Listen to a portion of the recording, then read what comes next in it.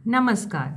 रेणु जी की जन्मशती पर पेश है नाटक ठुमरी की आवाज़। महिला अंचल ग्रुप की ओर से रेणु प्रेमियों के लिए एक उपहार। इसे लिखा है वसुंधरा व्यास ने, तकनीकी निर्देशन दिया है नवोदिता ने। पात्रों और कलाकारों के नाम इस प्रकार हैं: फणीश्वर नाथ रेणु, यतीन्द्र चतुर्वेदी, वृद्ध लत्तिका वसुंधरा व्यास, युवा लत्तिका सोनाली बोस, जयप्रकाश नारायण निशांत, अनामिका शिल्पी झा, वंदना अरुंधति, पद्मजा प्रज्ञा तिवारी, पद्मपराग विनीत, नलिन विलोचन शर्मा, सिद्धांत हेड नर्स रीता दास राम, नर्स दिव्य विजय, सिपाही प्रकाश, जेलर सिद्धार्थ शर्मा, समाचार वाचिका प्रियांशी चतुर्वेदी, समाचार वाचिका 2 नवोदिता, कविता पाठ कृष्ण मोहन झा, ध्वनि नवोदिता और पंकज मित्र। तो आइए सुनते हैं ठुमरी की आवाज़।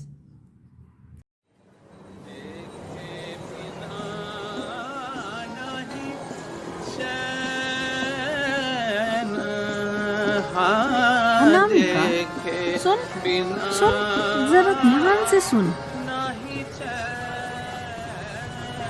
ये ठुमरी की आवाज कहाँ से आ रही है?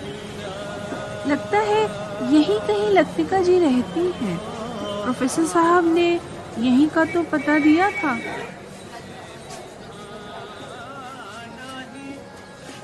अरे हाँ रे, ठुमरी तो रेणु जी का कहानी संग्रह भी है ना। हमने जेएनयू की लाइब्रेरी में पढ़ी थी। याद है ना मुझे वो लाल पान की बेगम यानी बिरजू की माँ। मुझे भी ऐसा ही लग रहा है। मैं पूछती हूँ। अरे जरा ये तो बताइए, ये लतिका रेणु जी कहाँ रहती हैं? लतिका जी, ये जो सामने वाला फ्लैट है ना, उसी में रहती है।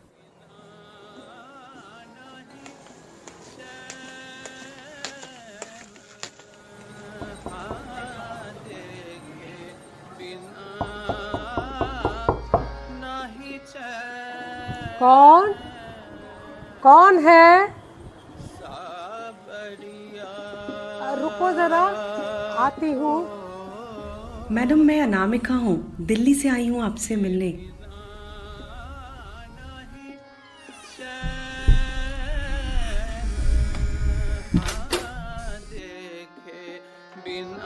आइए आइए आइए, यहाँ बैठिए बैठिए। नमस्कार लतिका जी, मैं दिल्ली में जवाहरलाल नेहरू विश्वविद्यालय से रेणु जी के साहित्य पर रिसर्च कर रही हूँ। ये मेरे साथ वंदना है, मेरी बेस्ट फ्रेंड। यही बिहार की रहने वाली है, दिल्ली में एक अखबार में काम करती है। बहुत खुशी हुई आप लोगों से मिलकर। बताइए कैसे आना हुआ? मैडम, मैंने आपको बताया कि मैं रेणु जी के साहित्य पर जेएनयू से पीएचडी कर रही हूँ, इसलिए उनके जीवन और साहित्य के बारे में कुछ जानने के लिए पटना आई थी। तो सोचा क्यों ना आपसे मिलकर उनके बारे में कुछ जानकारी हासिल कर लूँ। मैडम, मैं तो पटना आती जाती रहती हूँ। इस बार रेणु जी की जयंती पर मुझे भी अखबार में एक फीचर रेणु जी पे लिखना है, इसीलिए अनामिका के साथ आई हूँ। हाँ, अब तो रेणु जी के बारे में ही जानने के लिए ये अदा कदा लोग मेरे पास आते रहते हैं। आप लोग क्या जानना चाहती हैं? उनका जीवन तो एक खुली किताब की तरह था। वैसे भी आप लोगों को बहुत सारी बातें तो पहले से ही मालूम होंगी। सच कहूँ तो पुरानी बातें याद करते हुए मुझे बहुत तकलीफ़ सी होती है। मेरे आसपास का पूरा परिवेश फिर से जीवंत हो उठता है और मेरी तबीयत भी आजकल कुछ ठीक नहीं रहती। फिर भी आप इतनी दूर से आई हैं तो कुछ तो मदद ज़रूर करूँगी आपकी। मैं आपको रेणु जी से पहली मुलाकात के बारे में कुछ बताती हूँ। तब शायद मेरी उम्र कोई मुश्किल से 20 या 22 वर्ष की रही होगी।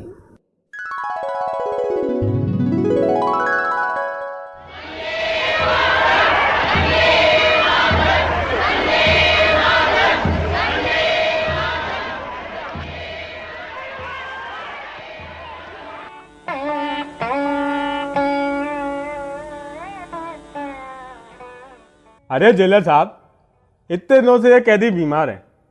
इस बार इनका इलाज अस्पताल में होगा कि नहीं? सुनो राम सिंह, ये बंदी पटना पीएमसीएच अस्पताल में इलाज कराने जाएंगे। और वो लंबे वाल वाला कैदी, क्या नाम है उसका, रेनू, वो भी।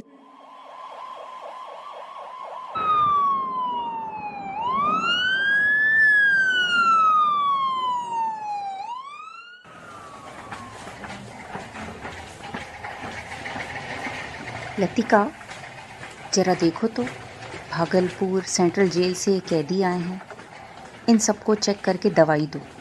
और हाँ, इन्हें देखो, ये जो घुंघराले बाल वाले कैदी हैं, ये टीबी के मरीज हैं। इनको विशेष देखभाल की ज़रूरत है। इन्हें बेड देकर उस पर आराम करने के लिए बोलो। मैं जाके इनके टेस्ट की व्यवस्था करती हूँ हेड नर्स। आपका नाम? मेरा नाम फणीश्वर नाथ रेणु है। और आपका? इश, আমার नाम लतिका राय चौधरी। आपका नाम ना वैसे कुछ सुना हुआ सा लग रहा है। हाँ, याद आया, पिछले दिनों अखबार में इस नाम से कुछ लेख लिखा देखा था। आप कुछ लिखते विखते भी हैं क्या? डॉक्टर साहब भी बता रहे थे। जी, लिखता हूँ। कहानी, कविता, लेख देश और समाज को बदलने के लिए लिखता हूँ। हमारा देश जल्द आज़ाद हो इसलिए लिखता हूँ। और अंग्रेज यहाँ से भागें इसलिए लिखता हूँ। हम लोग भी चाहते हैं अंग्रेजों की गुलामी से ये देश अब मुक्त हो जाए। अरे, अब आप ना सबसे पहले आराम से लेट जाएं। और ये लीजिए तो, ये तकिया लगा लीजिए। और हाँ, सुनिए तो, कोई ज़रूरत हो तो ज़रूर बताइएगा। और हाँ, ये घंटी है ना, ये घंटी बजा देंगे तो मैं आ जाऊंगी। क्या बात है लतिका, घुंघराले बालों वाले कैदी से आजकल बड़ी देर तक बातें हो रही हैं। जब देखो तुम्हें ही पुकारता है। बहुत खुश भी नजर आ रहा है। अरे नहीं रे, वे तो बहुत बड़े सेनानी हैं और लेखक भी।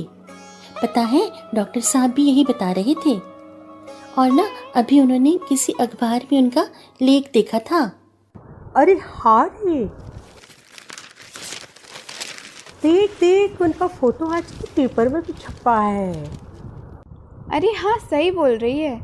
1 नंबर बेड वाले मरीज बड़े विद्वान लगते हैं। लेकिन लतिका, कुछ बात तो ज़रूर है। हम लोगों से कहते रहते हैं, लतिका को भेजो, लतिका को भेजो। चलट, की अजीब बाजी बोलिश। उफ, वो बस एक मरीज है और मैं नर्स, बस। रहने दे। तेरे चेहरे का नूर बता रहा है कि वो तेरे लिए एक मरीज से ज्यादा है। और फिर तू जिस तरह दिन रात उसकी देखभाल कर रही है, वैसे कोई अपना ही कर सकता है। और देख, हफ्ते 10 दिन में ही कितना स्वस्थ दिखने लगा तेरा सेनानी।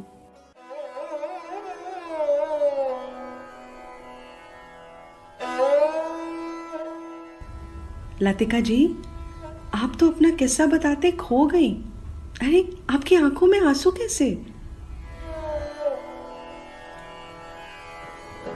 हाँ बेटी, अब ये आंसू ही मेरे साथी हैं।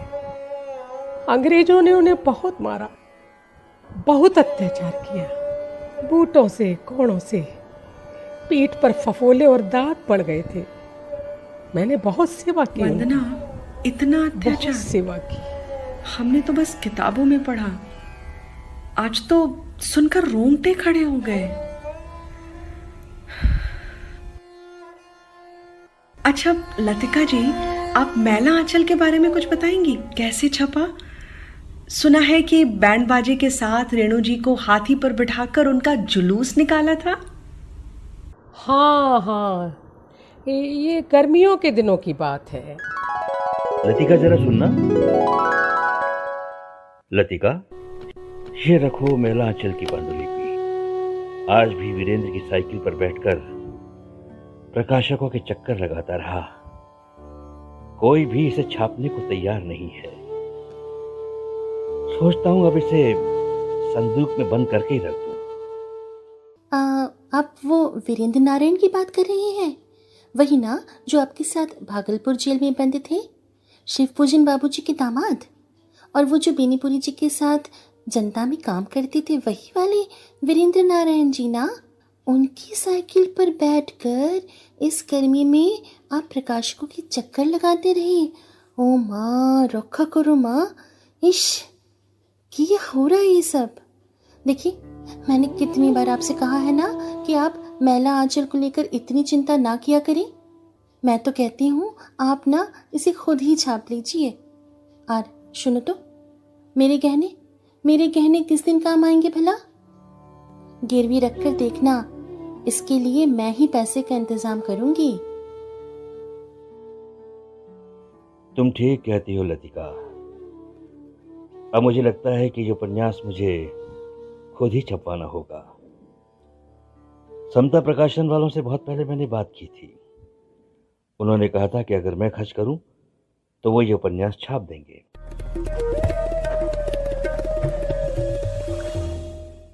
ये आकाशवाणी पटना है। अब आप साहित्यिक चर्चा के अंतर्गत हिंदी के प्रख्यात आलोचक आचार्य नलिन विलोचन शर्मा से पुस्तक समीक्षा कार्यक्रम में सुनिए युवा लेखक फणीश्वर नाथ रेणु की पुस्तक की समीक्षा। आज मैं आपको एक ऐसे युवा लेखक से परिचित करा रहा हूं जिनके पहले उपन्यास मैला आंचल ने हिंदी साहित्य में अपना विशिष्ट स्थान बना लिया है। यूं तो बाबू शिवपूजन सहाय ने 1926 में देहाती दुनिया जैसा उपन्यास लिखा था, जिसमें भोजपुर अंचल की एक कथा थी। लेकिन फणीश्वर नाथ रेणु ने मैला आंचल उपन्यास में ग्रामीण अंचल की जो कथा लिखी है, उसने हिंदी में पहला आंचलिक उपन्यास का स्वरूप पेश किया है। उपन्यास की अद्भुत भाषा, शिल्प और विषय वस्तु ने मुझे अत्यंत आकृष्ट किया है। मैं इसे प्रेमचंद की गोदान के बाद सबसे महत्वपूर्ण उपन्यास मानता हूं। इस उपन्यास से हिंदी साहित्य का भंडार समृद्ध हुआ है। मेरे गाइड डॉक्टर अनिरुद्ध तिवारी ने यह किस्सा बताया था। यह भी सुना कि मैला आंचल लिखने की प्रेरणा भागलपुर जेल में एक भूत की कथा से मिली थी। पहले प्रशांत का नाम संतोष था और कमली आप थी। ममता रेणु जी की दूसरी पत्नी पद्मजा थी, आप तीसरी। ये सच है, मैं ही कमली थी।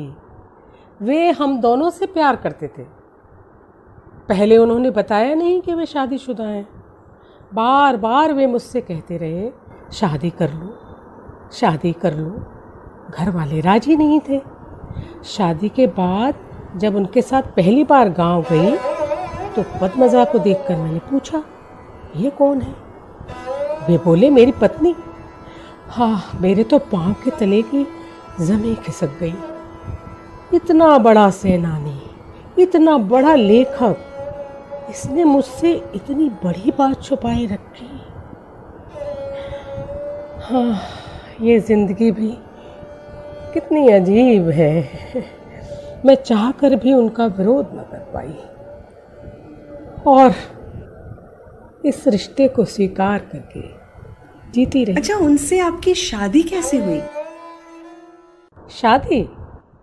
शादी हाँ, उनसे मुलाकात के लगभग 5 वर्ष पश्चात।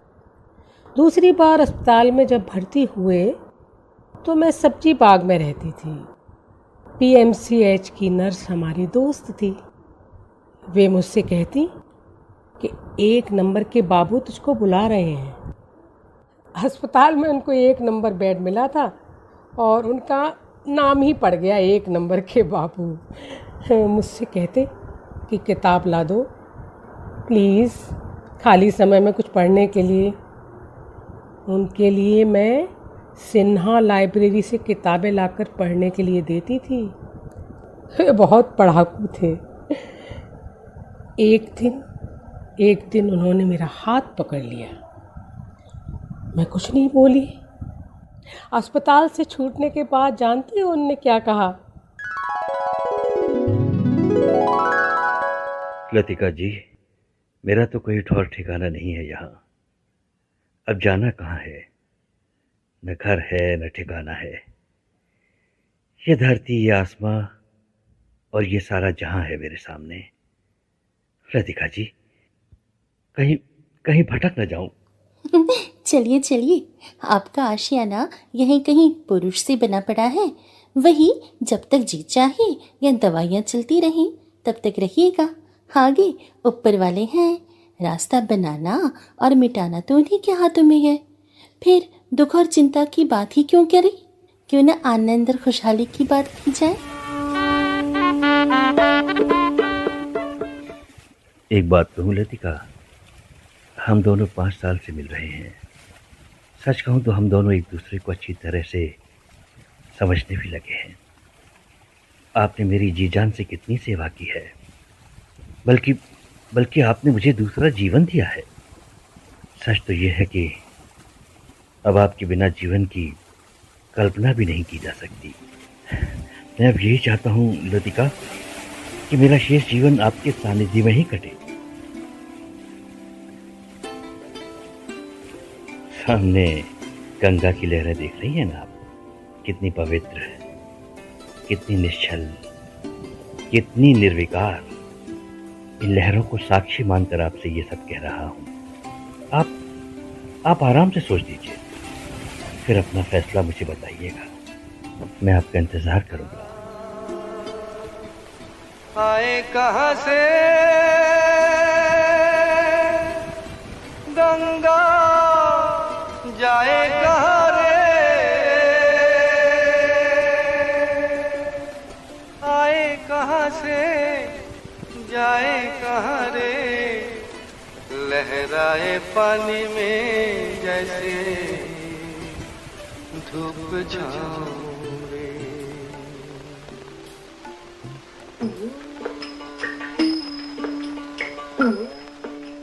मैडम, आपका जीवन तो एक फिल्म की तरह है। आप पर तो एक अलग ही फिल्म बननी चाहिए। अरे हाँ, मैं ये तो पूछना भूल ही गई, तीसरी कसम फिल्म कैसे बनी? उसकी भी बड़ी दिलचस्प कहानी है।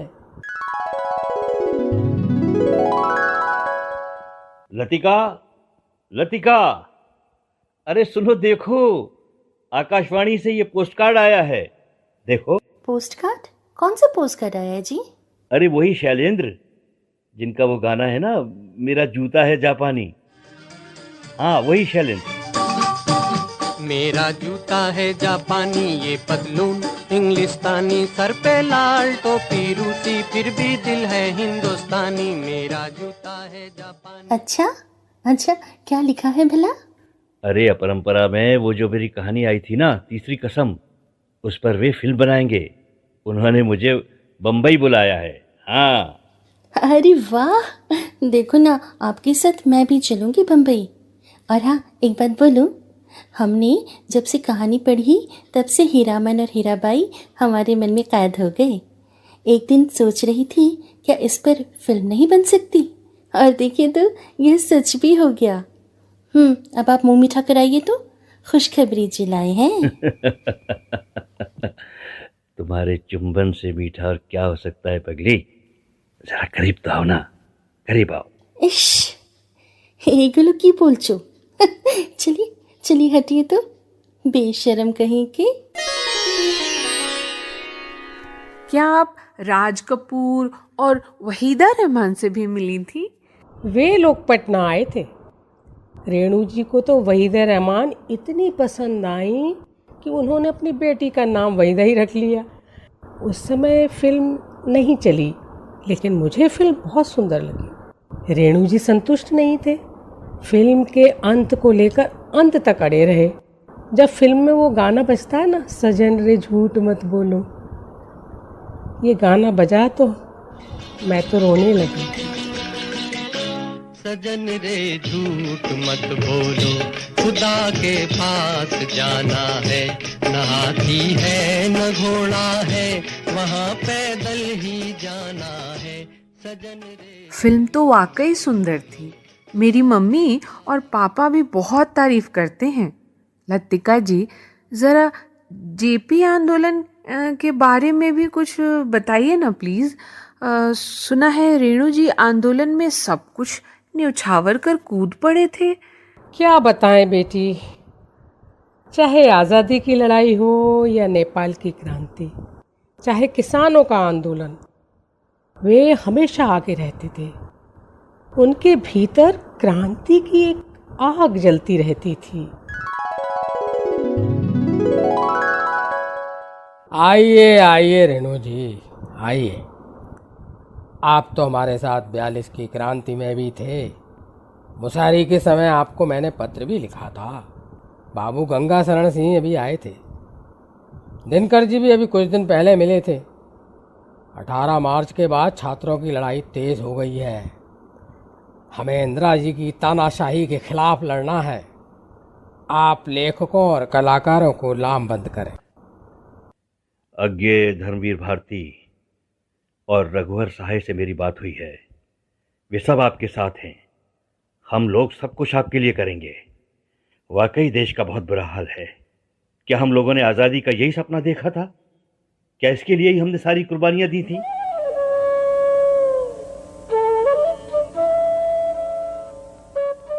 झंझा सोई तूफान रुका, प्लावन जा रहा कगारों में।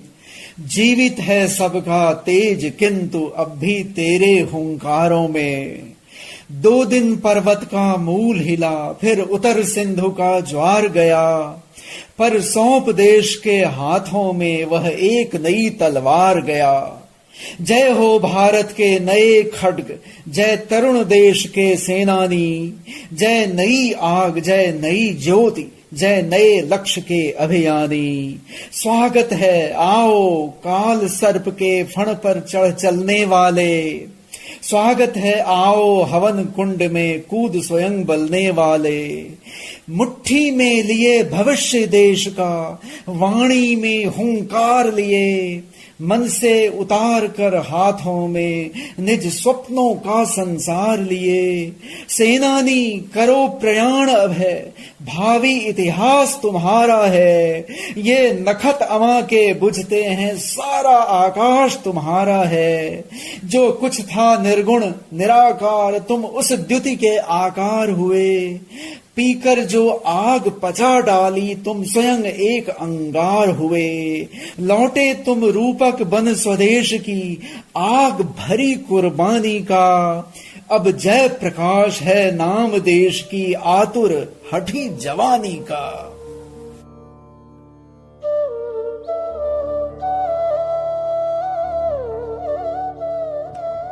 वे इमरजेंसी के 74 दिन पूर्णिया जेल में थे।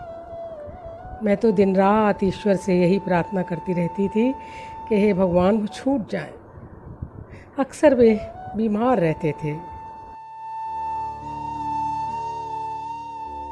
अच्छा, उन्होंने जेल से कोई पत्र भी लिखा था क्या? मुझे भी लिखा था, जेपी को भी लिखा था। 74 दिन जेल में रहे और इस आंदोलन की जीत देख भी नहीं पाए और चले गए। दुनिया बनाने वाले क्या तेरे मन में समाई, काहे को दुनिया बनाई तूने, काहे को दुनिया बनाई। जेपी ने 14 अप्रैल 1977 को जसलोक अस्पताल से एक शोक संदेश भी भेजा था।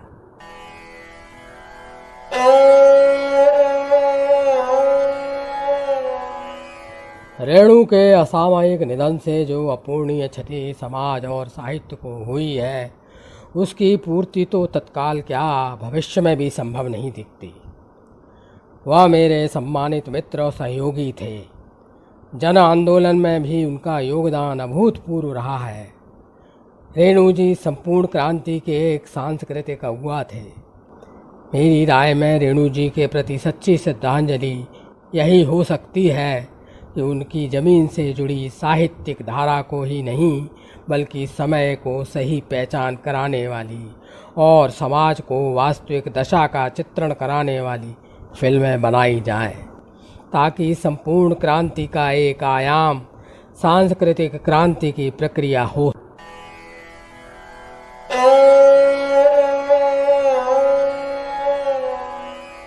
मैंने अखबार में पढ़ा था कि आप उनके गांव औराही हिंगना भी गई थी।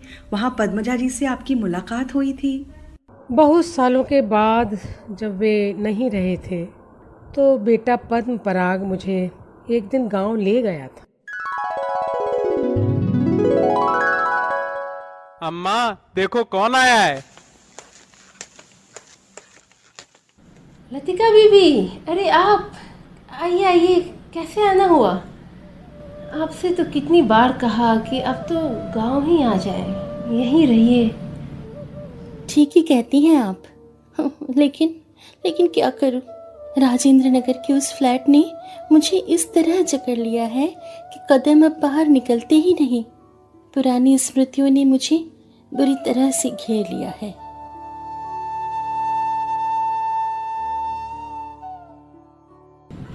उनकी बहुत याद आती है, मैं भी इसीलिए कहीं नहीं गई। अरे आप तो रोने लगी। अरे आप रोइए मत।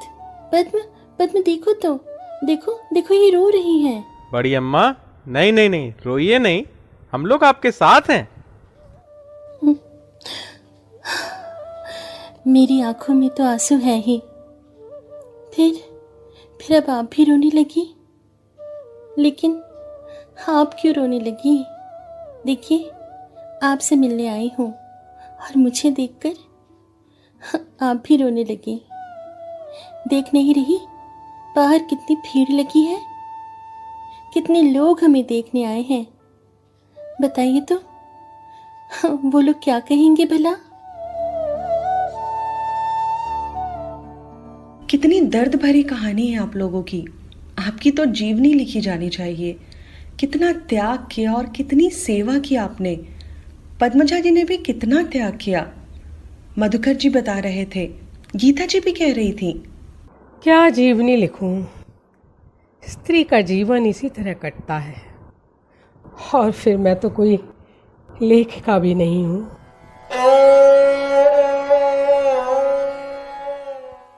आप डायरी ही लिखती तो कम से कम कितनी ही बातें पता चलती इस नई पीढ़ी को। मैं एक नाटक जरूर लिखूंगी जिसमें आपके जीवन की ये सब बातें होंगी। नाटक का मंचन हम पटना आकर ही करेंगे। जब उसका मंचन होगा तब आपको मुख्य अतिथि के तौर पर जरूर आमंत्रित करूंगी। आइएगा जरूर। जी प्रणाम। अब हम लोग चलते हैं। आपका इंटरव्यू जब आएगा तो हम आपको भेज देंगे, फोन से भी बता देंगे। हाँ ज़रूर बेटा। बस आजकल मेरी तबीयत कुछ ठीक सी नहीं रहती है। तुम दोनों खूब खुश रहो बेटा। तुम लोगों का घर बार बसे। मेरा आशीर्वाद हमेशा तुम्हारे साथ रहे।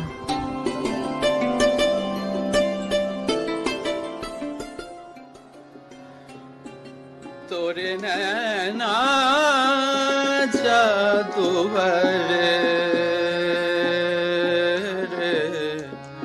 तोरे नैना। वंदना, मेरा काम पूरा हो गया। गाइड ने मुझे पीएचडी थीसिस दिखाई है। वो बोल रहे थे कि रेणु जी के साहित्य में समाज शास्त्री अध्ययन पर कोई काम हुआ ही नहीं है।